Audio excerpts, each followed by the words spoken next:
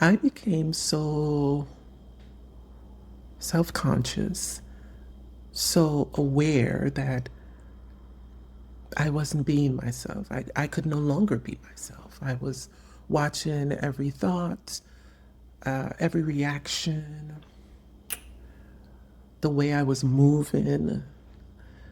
Was was this presence? Was I present? Was this the ego? Should I have said that? My responses, I would analyze to see if they are conscious enough. I thought I was becoming more self aware, but the more I watched myself, the less I trusted what was arising naturally from me, because somehow it didn't feel natural. I started second guessing me being naturally myself. And after a while, you don't really know if you're being yourself or if you're being the person you think you should be. At one point, I could no longer tell whether I was being authentic or just trying to be the spiritual persona, and so busy trying to be conscious that I wasn't living inside my own experience of what it is to just simply be alive. And that did not feel natural to me. I didn't have the understanding of what self awareness was. I thought it meant catching the ego before it moved, or it meant staying ahead of every unconscious reaction before it happened. And then underneath that, I think there was also there was a desire there to be aware, but underneath all of that, there was this fear that if I stopped watching myself, I would somehow fall back into the old ways or the old self. That if I wasn't practicing, if I wasn't meditating enough, if I wasn't paying attention enough to my thoughts, that maybe I wasn't being self aware. I wasn't being present. That meant that I wasn't self aware enough to maintain presence, if that makes sense. It was this constant mental observation of myself that I mistook for self awareness. There's a difference between being self conscious and true self awareness that I later came to the recognition of. And you know how you see spiritual teachers, thought leader, a figure in your life that has a certain presence about them, and you admire that. You define that as just being present. So for me back then, I saw people that I recognized presence in because it was recognizable for me. Even though I was trying to figure it out, it was recognizable. You know it when you see it.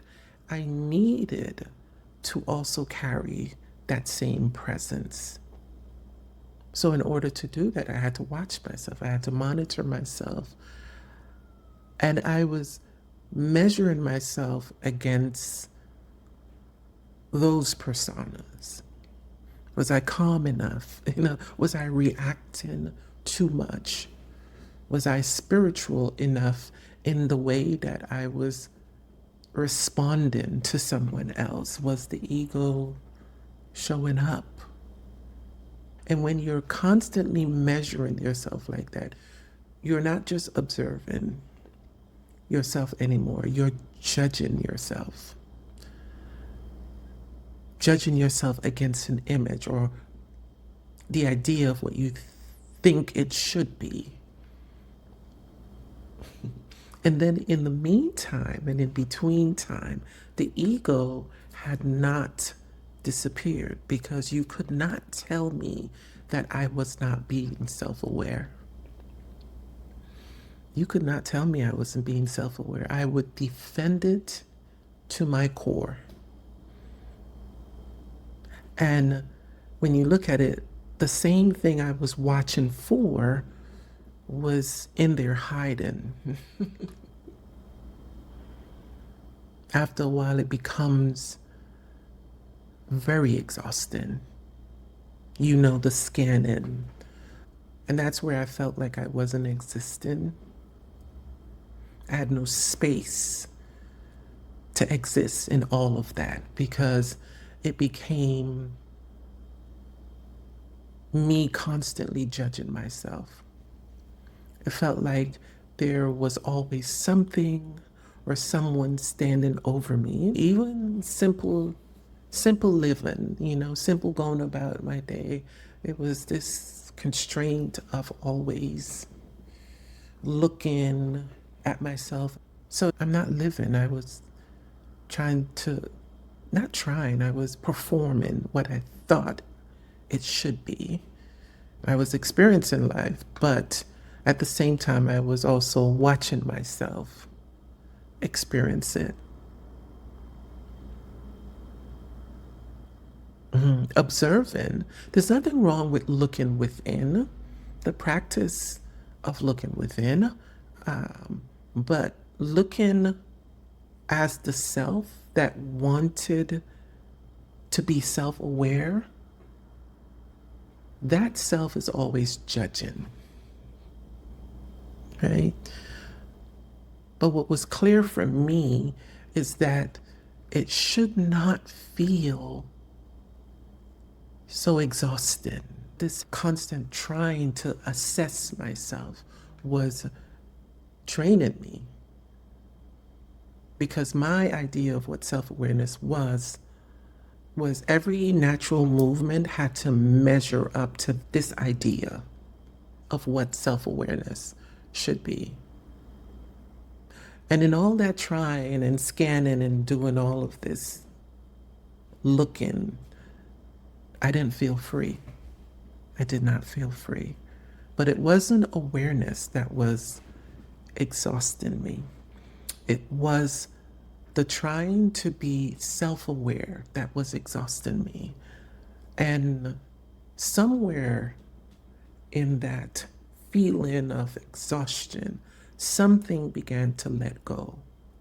Something began to let go. Deep inside, I was tired of trying to maintain being self-aware.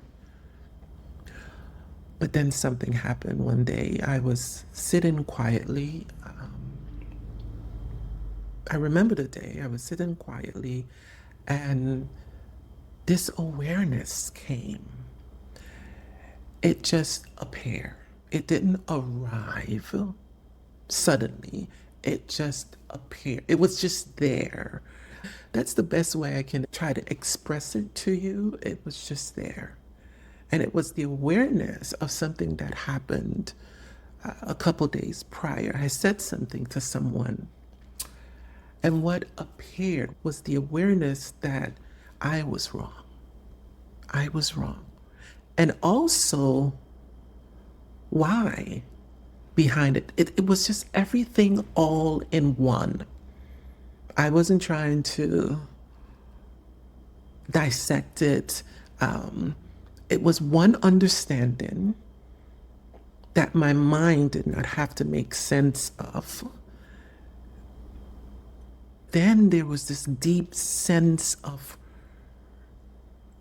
relief and release that I felt immediately after that. And what stuck with me about that was I did not have to try to catch it. I wasn't scanning for it. I wasn't reflecting back. All that I was doing to get ahead of that movement, of that behavior, all of that scanning and keeping myself in line that I was doing to catch the ego, and I still moved in it. But a couple days later, when I wasn't searching for anything, when I simply sat quietly, I saw it. I saw it. And I say I saw it, but it wasn't eyes, through my eyes that I saw it. And that's when I woke up to true awareness. I realized what self-awareness really is. Yes, we all have this awareness, but what self is it coming from? I did not force the recognition. It wasn't the self-aware self, the self that was trying to be aware, that recognized it. It just appeared. I did not have to mentally process it. It was understood and immediately recognized. There wasn't any voice saying you failed, you weren't self-conscious enough, you should have done better, you know better. None of that was there. But there was a sense of relief. Something released. And in all of it, it was just clear. The watching was always trying to correct me. This awareness simply revealed what had moved. Nothing is wrong with observing. Nothing is wrong. I take walks. I sit. There is a time where everything shuts down for me. Nothing is wrong with that. The practice can create the quiet. It can help us to become still enough to recognize what is there. What I began to understand is that the practice is not manufacturing the awareness itself. The practice simply brings us to the recognition of what was always there. And so I realize what self-awareness is. The person that thinks and monitors and judges and corrects and needs to prove something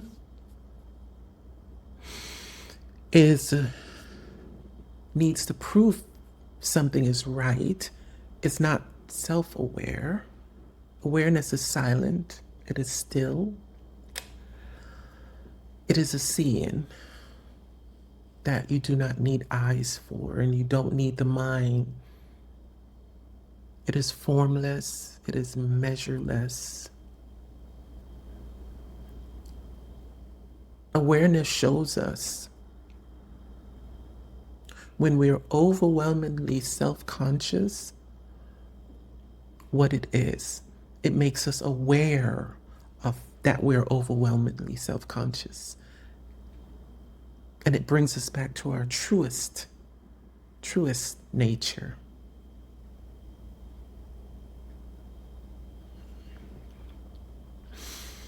Self-awareness is not self-judgment. It is present before thought or judgment. It does not need to be maintained by us. That was something I couldn't understand when I was trying so hard to maintain it. Self-awareness is not a tool used by the mind. It's not a constant mental thinking about ourselves. It's not evidence that I am a spiritual person. It is the recognition of the formless self. And that's why I'm always saying you must have the direct experience. You must have the direct experience for it to be fully realized and recognized. The seeing was already there. The practice helps. It may help us get quiet, remove all the movements around us so we can be still, so we can see, we can recognize awareness. This is the pure understanding for me. Awakening to this allowed me to, rather than constantly maintaining and trying and judging myself and measuring my spiritual progress, this has allowed me to just rest in awareness. It doesn't mean that I cannot move in ego. It doesn't mean that I will never react in an unconscious manner, but that's the whole thing. I will see it. Something is there. Sometimes it doesn't come in that moment or before it even happens. Sometimes it does come before it even happened. Sometimes it comes after.